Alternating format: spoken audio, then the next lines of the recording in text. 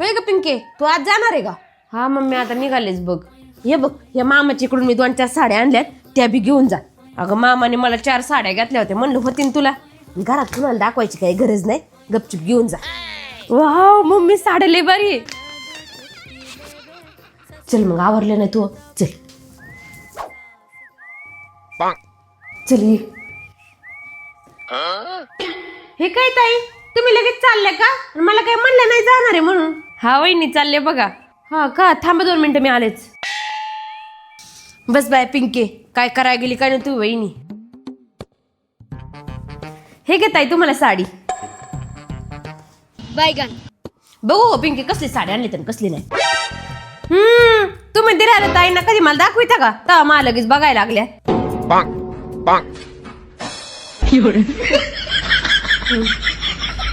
भगवान